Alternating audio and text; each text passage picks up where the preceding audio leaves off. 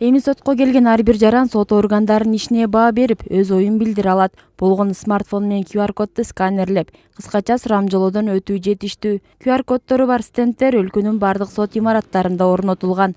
Жарандардын ой-пикири жогорку соттун атайын маалымат базасында топтолуп, анализделет. Бул маалыматтар сот системасындагы кемчиликтерди аныктап, аларды жоюу үчүн колдонулмакчы. Ар бир QR код системасына баягы доступ, расмий тилде менен айтканда ар бир төрагаларда алар карап көрүп, бул анонимдүү болуп атканынан көптөгөн соттордон сунуштар түшкөн, анткени так болбой атат. Кайсы соттун кызматкери кандайдыр бир өзүнүн ишмердүүлүгүндө бир туура эмес ишке барды же бир мыйзам бузду, жана кандай бир кайсы кабинеттерде кандайдыр бир жакшы жагдай түзүлүш керек деген ошо так болбой атат. Муну ошо так эле жазса дегендей бир сунуштар болгон, бирок ал сунуштар анализдеп текшерилип, анан ал эми андай баягы эффективдүү болбой калат экен. Андан көрө ошо анонимдүү болсо, ошо ким ал сунушту пикирди айтканы белгисиз болсо, бирок жалпы ошо пикирди сунушту эске алып, мындай тыянак чыгарганга тагыраак айтканда ошо жана башында белгилеп кеттим, эффективдүү болуш үчүн ошо анонимдүү болуп ошо боюнча калышын ошо туура көрүштү да. Сот системасындагы негизги артыкчылыктардын бири сот процесстеринин ачыктыгын жана объективдүүлүгүн камсыз кылуу. Бул багытта сот отурумдарын аудио жана видеого жаздыруу системасы кеңири колдонулууда. Ар бир отурумдун жүрүшү техникалык каражаттардын жардамы менен катталып, процессти так чагылдырууга мүмкүнчүлүк түзүлөт. Мындай система сот процессине катышкан тараптардын укуктарын коргоого, талаштуу жагдайларды тактоого жана адам факторунун таасирин азайтууга багытталган. Соттук териштирүү башталганда катчы күйгүзөт. Соттук териштирүү бүткөндө өчүрүлөт да. Ушунун баары дискке жазылат. Сакталат. Ар бир желанын өзүндө сакталат.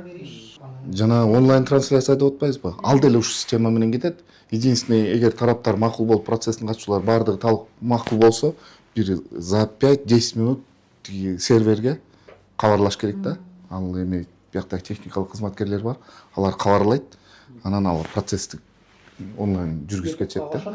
2026 жылдын 1-жарым-жылдыгында Чүй облусунун райондук сотторунун жалпысынан 15898 иш жана соттук материал келип түшкөн. Анын ичинен 6478 кылмыш иштерине, 8936 жарандык жана экономикалык иштерге тиешелүү. Иштин көлөмү чоң болгонуна карабастан, процесстерди ыкчамдатууга санариптик технологиялардын ролу артып, ачык айкындуулукту камсыздоого шарт түзөт. Заманбап эл аралык стандарттарга жооп бергидей болгон имараттар менен камсыз кылуу боюнча алгылыктуу иштер жүрүп атат. Азыр тактап айтып кетсек, ушу биздин областыбызда Ысык Ата райондук сотуна, Москва райондук сотуна, ошондой эле Панфилов райондук сотуна жаңы имарат курулуп жатат.